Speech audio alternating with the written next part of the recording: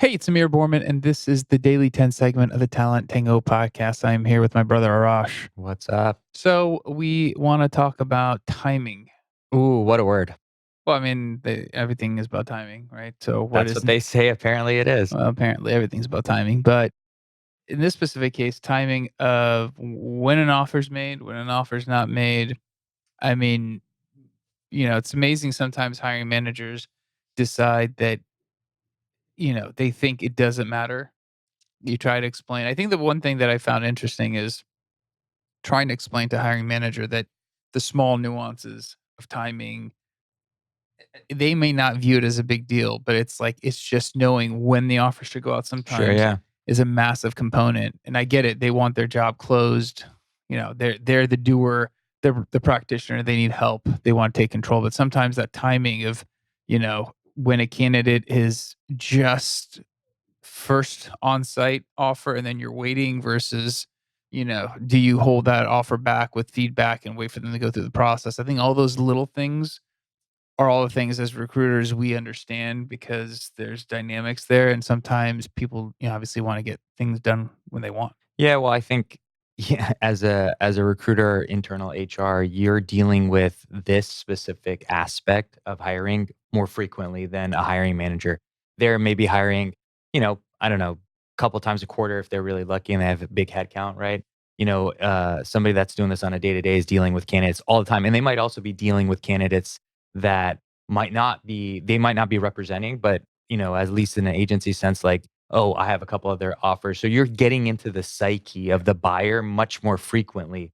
And I think the other component is it's so psychological because each individual person just has a different process to go through to make a big decision, right? Some people are instantaneous. I like it, I'm done. Like even for maybe a job, they're very much emotional about I like it. Other people are very methodical, logical, like want to know every tidbit and really put out an Excel spreadsheet. So I think knowing the person will help. Um, and then yeah, of course, being able to figure out what the right timing is to get the expected outcome you want is the last component. Yeah, and I think sometimes, if you're the hiring manager and you have the pressures of alleviating some of that strain on you, Sure. you necessarily don't want someone to tell you when to make a hire because you're like, I finally found the right candidate.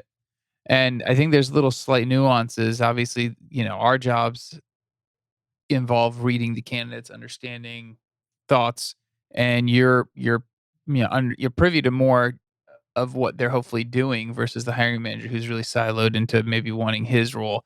Now, whether internal HR's, or internal talent is stepping in helping, or the manager's kind of taking it on his own. I mean, there's a lot of dynamics, and even with internal talent, sometimes it's like, well, the manager wants it. We're just going to make the offer now. And sometimes it is like, hey, like this person is mid cycle. They're going to see the process through. And a lot of times it's, I think we try to be, consultative, I hate that word, but it's like, hey, our opinion, not consult, our opinion is he's going to shop that offer. She's going to shop that offer. They're going to sit on it. They're not going to make a decision anyways. It's going to be exploding. It's not going to leave a good taste.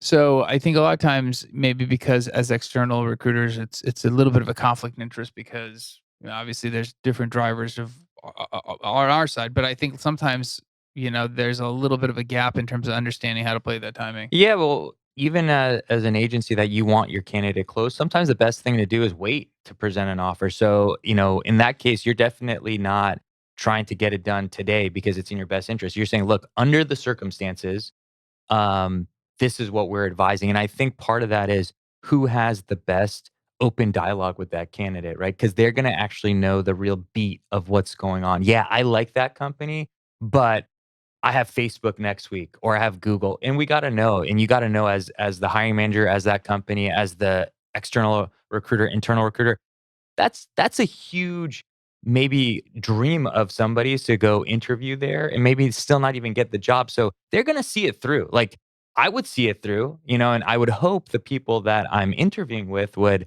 respect the fact that, hey, that's something that I would probably take too if I was in your shoes. So I think it's coming to the realization of understanding people's circumstances, and I firmly believe like a lot of times force doesn't lead to anything good. So I think it's understanding where they're at, like you said, in the interview cycle, and then determining also based on the offer you're gonna be presenting, right? If your Well, offer it's is all the not gonna be up to nuances. huge, dollar amount compared to some of the other potential opportunities, Sure. you know, you gotta kinda play to your strengths on when you do it and then how you present it too, I think is critical.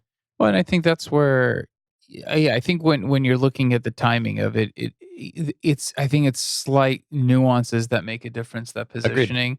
And I know sometimes, my personal opinion is like, recruiting and sales are sometimes, labeled as sales because we're trying to run sales like functions.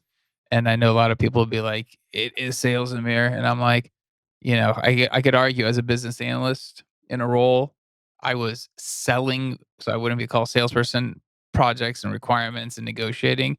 And I think with this, as recruiters, I don't know if we're necessarily selling the timing. I think it is advising the timing. I think it's how trusted have you become when you tell a hiring manager, whether it's internal or external, how trusted are you to say, hey, based on how I'm reading this, Right. this is how I think things are gonna unfold because of these dynamics. I just want you to be aware that it might not go the way you want. I think the further you are from being trusted, the less likely they might be to respond to that. And I think that that's kind of maybe the nuance of being, hey, you know the timing, but you need to listen to me because XYZ. Yeah, and I think that that trusted part comes from what actual facts you can bring to the table, right? I think it's great that you have a beat and you have a good gut, intuition on this candidate or the circumstances. That's great. I think a lot of people also kind of want to know what facts do you know, right? And that's going to come from having built rapport with the candidate to be able to say, hey, the timing should be XYZ because they do have a final tomorrow and they're going to see that interview through. So it doesn't do us any good to present that offer today, right? So I think it's if you want to be heard, you have to go with facts and solutions to support why you're telling a client or hiring manager to maybe wait on an offer. And also, it could be the opposite. No, you know what? We shouldn't wait. We should present the offer today, and Absolutely. there should be, a 24-hour shot clock or 48-hour deadline on it. So it can go the opposite too. And I think it's just a matter of do you know that particular candidate, their situation, and their kind of psyche enough to be able to kind of explain what we should be trying to do to close them out. Yeah, I think obviously you have to be asking the right questions, and you have to know what questions to ask, which is as recruiters what we do well, Right, of internal, course. external. But I think it's also then knowing where you're trying to lead the conversation. Sure. But I think when it comes to, can you really get a hiring manager to hold off? I mean, we've seen it both ways. We've seen it all ways. And I think that's always the little bit of challenge is that, if there was a little bit better bridge, maybe, I don't know.